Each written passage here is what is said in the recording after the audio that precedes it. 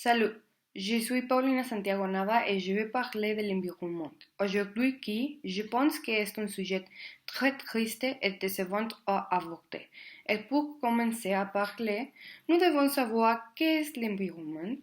L'environnement est l'ensemble des facteurs physiques et biologiques qui entourent les êtres vivants et influencent leur développement et leur comportement. Maintenant, pourquoi est-ce que je pense que est un sujet très décevant et triste? Car la réponse est très simple, parce que nous sommes en train de la détruire. Nous sommes en train de nous épuiser la planète et je trouve impressionnant qu'aujourd'hui nous continuons à la détruire. Ce que je trouve encore plus impressionnant, c'est le fait que ce n'est que maintenant que nous sommes en quarantaine qu'il y a un meilleur changement climatique, ce qui veut dire que ce n'est qu'en temps enfermés et n'interagissant pas littéralement avec la planète que nous pouvons éviter de la détruire ou nous pouvons l'aider. Mais pour mieux en parler, je dois donner un certain contexte et parler du changement climatique. Le changement climatique est la plus grande menace à laquelle nous sommes confrontés. La variation de l'état du système climatique terrestre formé par l'atmosphère qui dure pendant des périodes suffisamment longues pour atteindre un nouvel équilibre.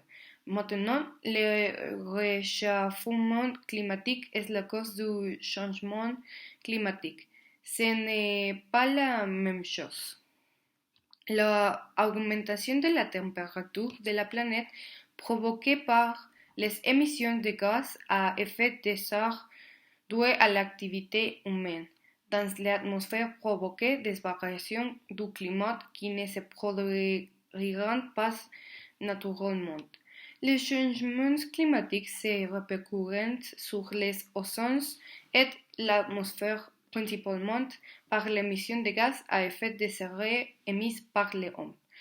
Les causes du réchauffement climatique, également appelées forces externes, sont les mécanismes dominants extérieurs au système climatique, mais pas nécessairement extérieurs à la Terre, qui provoquent le réchauffement climatique observé dans l'enregistrement des températures.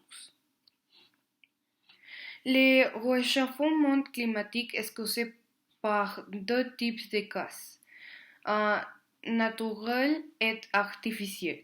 Les naturels, bien que présents depuis des milliards d'années, ne sont pas suffisants pour réaliser des changements climatiques.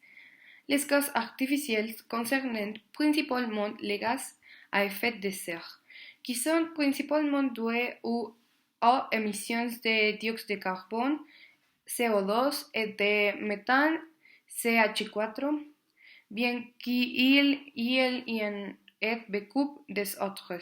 Combustion de combustibles fossiles, déforestation et augmentation de la vapeur d'eau dans l'atmosphère. Les principales conséquences sont les suivantes.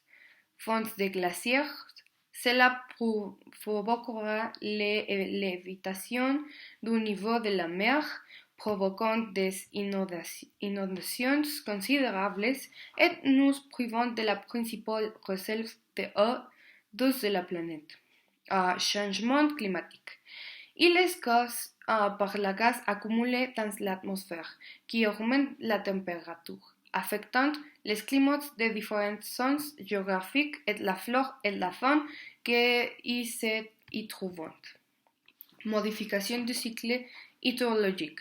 Les répercussions vont d'un changement du pH de la eau provoquant des pluies acides à des ouragans et des tempêtes plus intenses dues à la chaleur. Pénurie alimentaire. Cela ne concerne que les pays les moins avancés qui dépendent entièrement des activités agricoles car la chaleur détruit les cultures ou provoque un pénurie d'eau pour la irrigation. Il s'agit d'un problème assez préoccupant de la mer Noire à l'extinction des animaux ou de l'épuisement de la glace au pôle Nord sont des choses qui ne devraient pas arriver. Et il y a des moyens d'y mettre un terme que je pense que nous devrions faire maintenant. Il faut agir, il faut faire quelque chose. Parmi les choses que nous pourrions faire sont réguler les émissions de CO2, essayer d'éviter l'utilisation de voitures à l'aide de bicyclettes ou essayer de changer notre voiture conventionnelle par une chose ou hybride. Contrôler les émissions de l'industrie en général, car les quantités de ces émissions sont exagérées. Planter plus d'arbres, ce faisant l'excès de CO2 dans l'environnement commencera à diminuer, et les arbres agiront comme des thermorégulateurs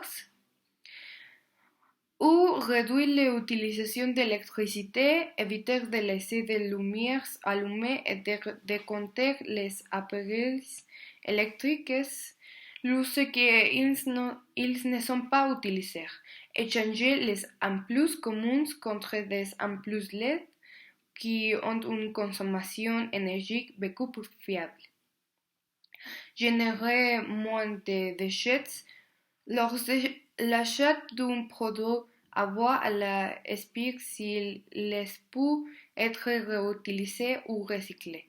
Préférez des spots de verre plutôt que de plastique car les premiers sont beaucoup plus faciles à recycler ou à acheter jetables biodégradables. Mais bon, comme je l'ai mentionné au début, c'est un sujet qui me rendait très triste et si j'essayais de faire des changements et même si j'ai fait 1000 choses, ce ne sera jamais assez. Et ça me frustre. C'est pourquoi je voudrais inviter tout le monde pour faire un changement et arrêter cela. Parce que nous finissons le monde et ce n'est pas très bon. Nous pouvons tous ensemble faire de ce monde un monde meilleur. Merci.